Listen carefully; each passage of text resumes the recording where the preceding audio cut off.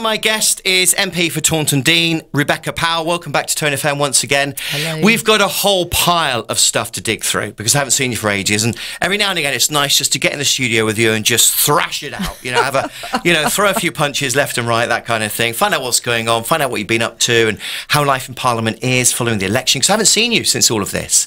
Not properly. Have you not? Not properly, no. I mean, obviously I saw you just to sort of always say well done and, yes, have a quick pint or whatever it was, but not to really catch it. A glass of orange juice, of course, of course.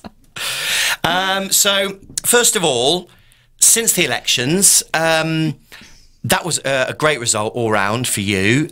Much better than when you were elected as well, wasn't it? Yeah, my vote share went up by 4.3%. The actual number of votes went up. It's almost like a lucky number. The number of votes I got was 33333. It was, wasn't it? Yes. It was, yeah. You couldn't make that up. Yeah. So I took that as auspicious. Yeah, so I was very delighted. And it was a challenging election. And it came very soon after the first election. Was it nerve-wracking because of that? Because it sort of came out of nowhere and it was like, oh my goodness me, Because effectively, everybody's jobs are on the line, aren't they? To a certain degree. Oh, they certainly are on the line. I mean, that's a sort of minor part of it. But if you're going to talk about the human side of it, all your staff's job are on the line. Yeah, absolutely. Not to mention your own. That is all part of it. But it came very quickly, very unexpectedly, and you had to spring into action. But luckily, when I was elected the first time in 2015, I sort of took the attitude, look, I don't know how long this is going to last. I'm going to throw myself in to everything there is in Taunton Deane and try and get things moving and try and achieve some of the things that I'd set out as my goals. And I was pleased that I'd either achieved every single one of the things that I'd aimed at, or I'd got them underway. So I did have something to say that I'd done as the MP, which I think is one of the main points, is trying to improve matters, move things along, for the general population. So I did have those things that I could put on my leaflets, and I wasn't making them up, so I was pleased about that. But yeah, it's never certain. Nothing is certain, and I treated it exactly as I did the first election in terms of just getting totally immersed, totally involved, not taking the public ever for granted, getting out and about and speaking to them all to find out what were their big issues, because it started off, it was supposed to have been an election really about Brexit, just consolidating, getting behind the Prime Minister so that we can move forward, because that's what the people of Taunton Deane voted for. They did vote 52% to leave. So it was about that. But then, of course, as you know, it turned into a whole raft of other issues. It was a huge can of worms, that, wasn't it? Okay, let's stay locally then. Let's start with the latest situation following the consultations regarding the A358. Where are we with it all? Because I saw it was headline news in the papers recently as well. Where are we with it? And just to do a quick recap of what it actually means and what's going to happen.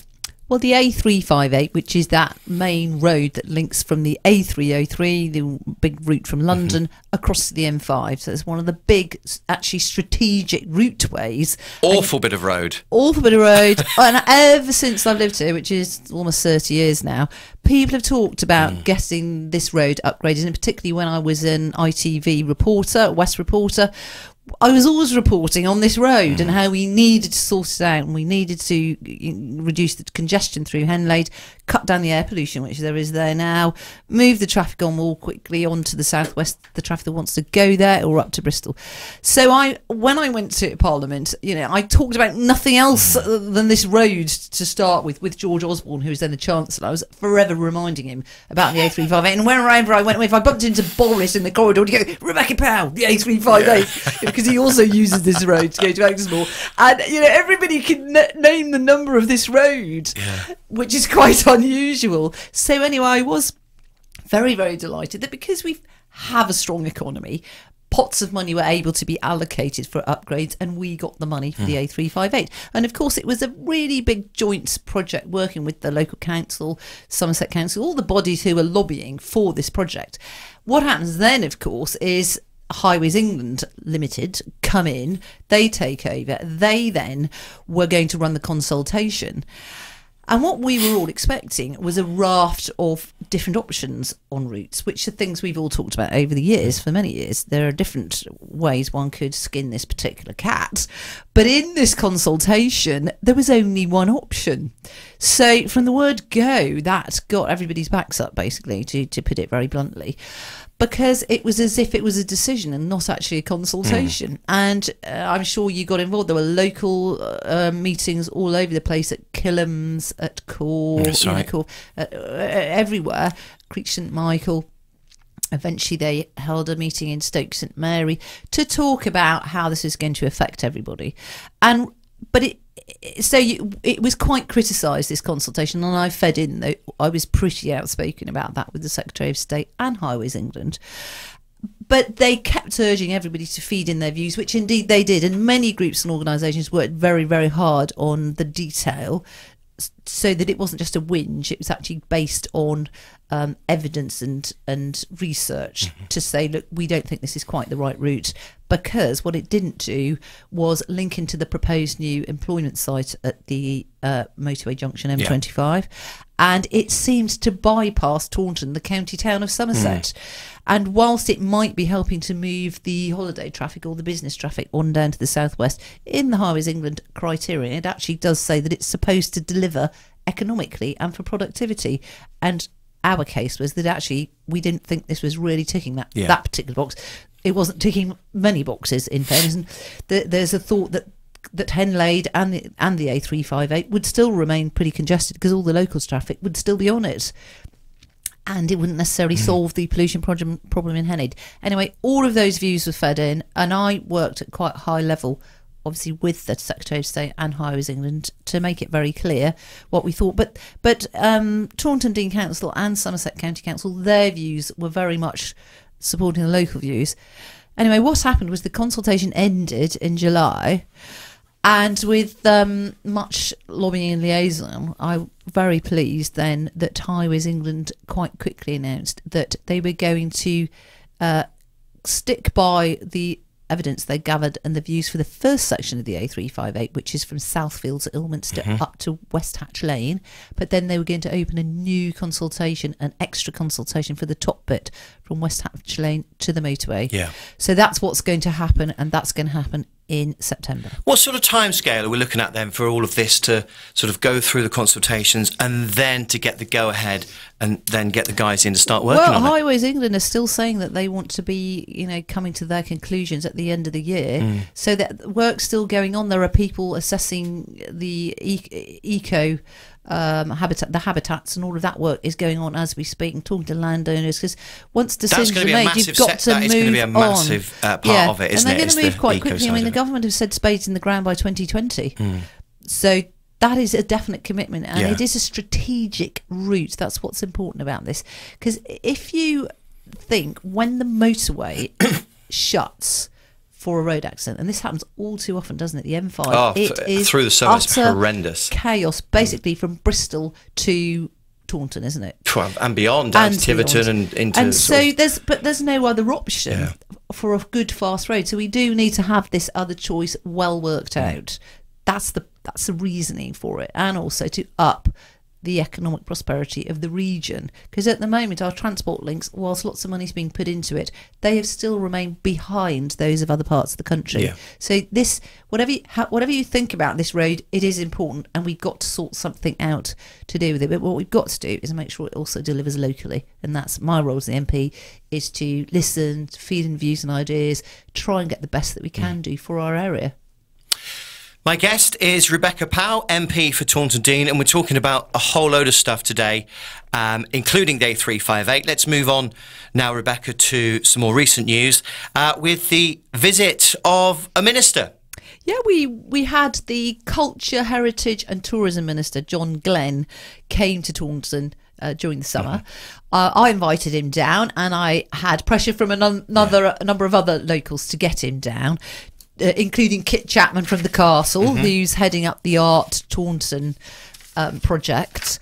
And I was very delighted that the minister came, and we had a whole itinerary to showcase the great things about Taunton, but also to talk about some of the projects that are underway here to up the cultural offer. There is a real feeling of art and culture around Taunton at the moment, more so now than in the last 5 years. A lot of people, like you said, Kit Chapman being one of them, has been shouting loudly about it. Yeah, we've got loads of organisations working like Kick. We've got the Art Taunton, we've got the Brewhouse lot, we've got Hesticum. We've got various festivals running, but knitting them all together and working together is really beneficial. And that I sense a real wave, as you say, of interest and realisation that culture is as important as sport. We've done great things already here in Taunton with the sport, haven't we? We've got especially the county ground upgrade for the cricket. And of course, what's happened on the River Tone as well. And the River Tone with the Water Sports Centre. I mean, that's a wonderful accolade. It is brilliant. Taunton Vale Hockey Club, I always think, is a real good asset to the town, and you know, Taunton Town Football Club, you know, they're all moving on and doing well, but the culture needs to knit in with it.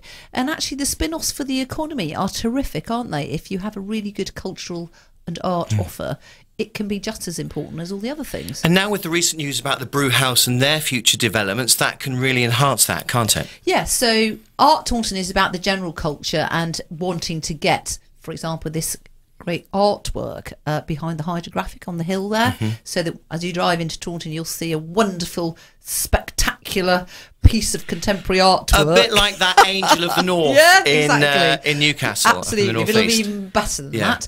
And the idea is to eventually run a competition for people to bid in for what they'd want to do. Yeah. And I'm working at ministerial government level with the hydrographic and the Ministry of Defence, because they've got to clear it. They've got to clear the site because that's a secure I was site. going to say that's. So there's work going on behind the scenes on that, but they're pretty keen at the moment. So that's one thing. And then the Brewhouse project is very exciting, which is to build on what's there, expand it, have a wonderful contemporary building that will be a space for performances and higher and bigger calibre performances than we've been able to have before, because they just haven't been able to fit in lots of these touring companies. The idea is to have an extra gallery and level of seating, and then to have a big frontage and lots of other spaces for other activities and performances and art. So it's very, very exciting. But at the same time, keep the character of the Brewhouse as it is, because people the way love absolutely the they love the Brewhouse because of the way it's designed. And what's incredible is, you know, it actually had shut, you know, and with the help of some amazing volunteers, it's reopened, it's running efficiently. They've now got some paid staff who are turning a profit and really making it work, and that's been with some innovative thinking and ideas. I think Vanessa's done a great job there. Vanessa, with her who runs team. it, has done a terrific job, as has Val Hammond. I think they've got 80 volunteers working there as well, so they're invaluable. And it's a great asset to Taunton. It's all quite controversial about the coal orchard development around it, and the council are working with the Brewhouse. And I would agree, it needs to be stylish and it needs to look good, and it needs to be seen from the bridge as you walk down through Taunton, so that you walk along and think, oh God, that looks lovely, that's wonderful, I'll go over there. We also need to sort out the people who live around there, because they're concerned about parking spaces and things like that, so we need to make sure all of those things Well, then are I worked suppose in. I need to bring in Firepool at this point, because obviously it's just up the river slightly, so that's another can of worms that needs to be opened at some point. But that's moving on, and I do still stand up for Firepool, because I get a lot of people being very critical. Do you get it in the neck about that? I do, yes, I do, continuously. But the point is, A, I wasn't on the council when any of it happened. B, the market the had to move. expression on your face the moment I said the word Firepool just said it all. Brilliant. The market had to move, the lease ran out. Yeah. And when the council first, you know, advertised the space and were trying to develop it, we hit a massive recession. So there are lots of reasons why it didn't move on. Then we had all the flooding issues to address and sort out. None of it's easy, but it is moving on. And isn't it interesting, the bit immediately behind it now with the NIDR, the Northern Inner Distributor Road, finally open? Yeah, absolutely. I love that road. You're driven along it. Oh, I love the views you get from it. So all these are nice houses. Yeah, when you drive through that bit near the station, Firepool Lock, it's like driving through the city. It's like being in Bristol, isn't it? I took one of my children there, and I said, can you realise this is Taunton? Yeah. And there's some beautiful housing developments there, but also you see the river, you see the canal, and you can see how the station's going to work when it turns around and opens up. And that's, I've been bashing, I spent a lot of my time as the MP bashing people's heads together and getting them round tables saying, what are we doing? Can we talk to each other? Will we move on with this project?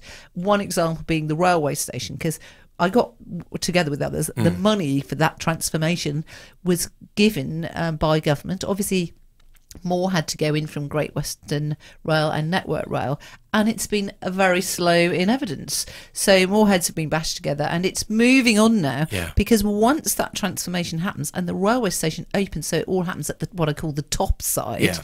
And then Firepool opens, which it will, and you'll walk all the way down there through this boulevards down to the river. Yeah, very nice. And then past a cricket ground, our international cricket ground, into the wonderful I like the way you high said that, streets, our international cricket ground. with Brilliant. the brew house Yeah, development. I can excellent. see it all, can't you, Yeah, Darren? absolutely. It's all there. happening. And obviously there are things to iron out. And what about the park and glide? We can come in from the other side, Yeah. from Silk Mills. If we reinstate the piece of canal from Silk Mills to French Weir. How lovely is it going to be? Great. So, as always, I can only be optimistic. An air of positivity, but it's great to hear No, as but well. it is. So there is lots going on, and my job is facilitating, enabling, trying to see, what I can do to move these things along. Excellent. So the minister was very happy with his day when he came down. He was really genuinely very impressed about how much is going on here, how many people are working together, and how positive they are to get involved and up this cultural offer.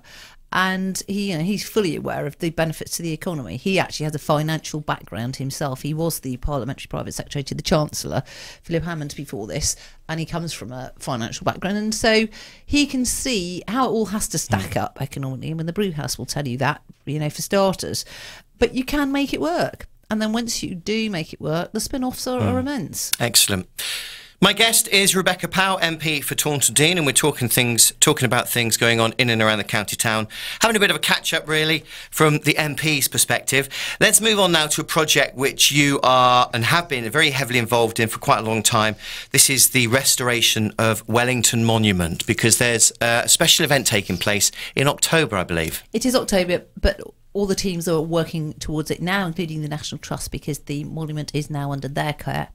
Yes, so let's do a bit of history, Darren. So 1815 was the Battle of Waterloo. And the people of Wellington wanted to commemorate the Duke of Wellington, because he took his name from Wellington. So they decided eventually they would do a memorial. It was going to be the monument. But they're a little bit slow off the mark around Wellington. No, but for various reasons. The first stone was not laid until 2 years later, so that was 1817. So now we've come on 200 years, and whilst the rest of the nation was celebrating the 200th anniversary of the Battle of Waterloo 2 years ago, we're doing it in October.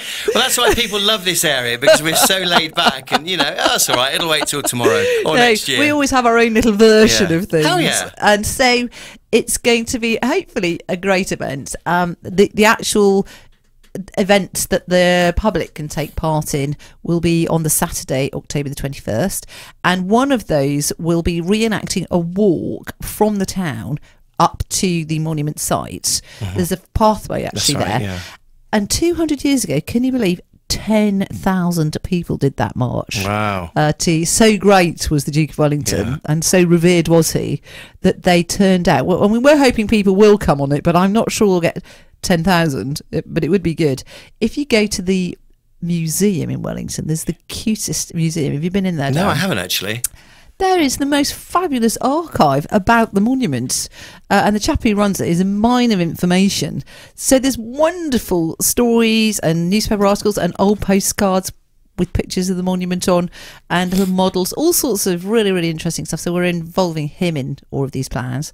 And then it will go then, starting sort of from 5 onwards, and we get into twilight with a whole lot of events, activities and things people can do up there at the site to celebrate this amazing monument. It's a nice walk anyway, isn't it? It's a glorious walk, and it's a fantastic monument. I mean, it's the tallest 3-sided obelisk in the world.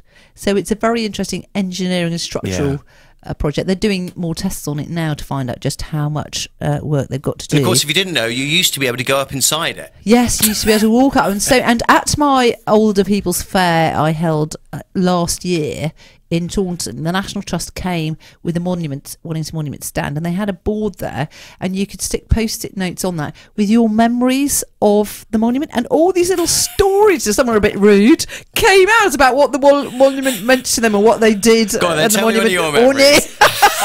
I remember going out there with young farmers Yeah. years ago when I came to work first in Taunton. We went up there for a picnic. It's the first time I'd been there. God. But everyone's got stories, Yeah. you know, about... I've got a couple. Have you? Yeah. Go on then. No. Oh. Not repeatable. Her indoors will tell me off. Oh dear. So I'm hoping that will be a really interesting event. We've got people working as champions, monument champions, so they are always working with local groups. We're hoping to get schools involved, the local primary schools and Wellington School, you know, to do activities and events around this great historic When the moment. restoration has been complete, are you going to be able to go up inside again, or is it going to? Well, that's the ultimate theory, aim. yeah. It's quite a long way off because I was involved when I first went to Parliament in securing the £1 million from the LIBOR fund to go towards the restoration project, but we need a lot more money. I mean, it could cost up to £4 million to do the complete project because it's very complicated.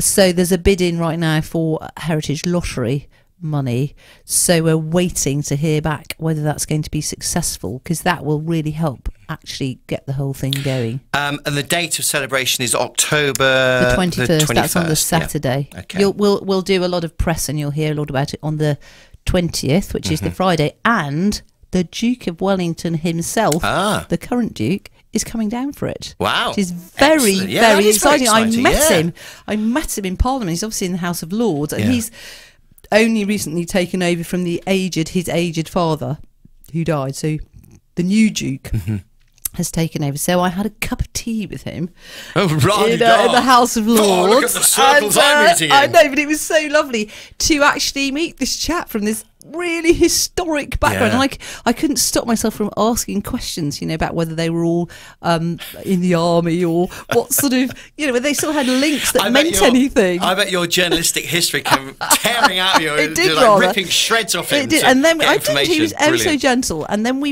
he took me into the Long Gallery in the House of Lords, which is an enormous room, and all along the side of this wall, which is vast, is an enormous frieze of the Battle of Waterloo. And there was his great grandfather, whoever he was, sitting on his horse there, and we had a picture of us sitting underneath Wow. it. It sort of slightly sent shivers down my Yeah, down my spine, 'cause it particularly was, with all the history that's living around it as history well, link. Yeah. Something else to look forward to, particularly if you're in or around the Wellington area, and obviously because of the nature of the monument, you don't have to live in Wellington to want to go and appreciate it, because you can see it in all its glory for such a long distance as well, particularly driving up and down the motorway. Right, okay, let's move on then. My guest, Rebecca Powell, MP for Taunton Deane. Let's move on, Rebecca, to your work with DEFRA and how things have changed there for you, because you're now... Are you the chairman or the chairperson of DEFRA? No, Darren. You know me. I'm not. I get things a bit muddled and confused with But things. I love you because you're always promoting me in your own mind, Well, there Darren. you go. Well, So- just to be clear for people who don't know, DEFRA is the Department for Environment, That's it. Food, Yes. Farming and Rural Affairs. That's So it's very wide. And you were involved in that, but you've been promoted from within. Well, I'm obviously the MP for Taunton Deane, but last year I was made a parliamentary private secretary in the Department for Communities and Local Government, and I was there for 9 months, and I've now been moved to be a parliamentary private secretary in DEFRA. So I'm working in the team with Michael Gove, who is the Secretary of State for Environment, Food, Farming and Affairs, the Environment Minister, Therese Coffey, and the Farm Minister, George Eustace, in that team. And what it means as a PPS, you are part of the government, not paid. So it's an extra job, quite a significant extra workload, not paid. But what it is really useful is you are part of the team, you're around the table, and also I'm learning a lot as well. And as you know, it's an area that I'm absolutely passionate about. I was going to So say, it's a very, got very your name written all exciting over it, hasn't it? department to be moved into. And it's also quite significant because it's very seriously involved in Brexit, because the Common Agricultural Policy, as I'm sure you know, Darren, You know I've got no idea about that stuff. takes up 40% of the EU budget. Yeah. So leaving the EU and working out what's going to happen for this area is really important. And we've got a lot of legislation coming through relating to it. We've got an agriculture bill and a fisheries bill that this department will be bringing forward. So there's a lot going on. Busy times, busy times. Well, listen, as always, it's been a pleasure. Thank you very much for coming in to share all of this with us. All of this with us, yes, that's right. And we'll hopefully catch up again between now and Christmas to look at where we go. And have a look at Brexit, I think, is probably a good one to look at over the next sort of few months or so. My guest has been, and a pleasure to see her again, is Rebecca Powell, MP for Taunton Deane. Thank you. Lovely to come in.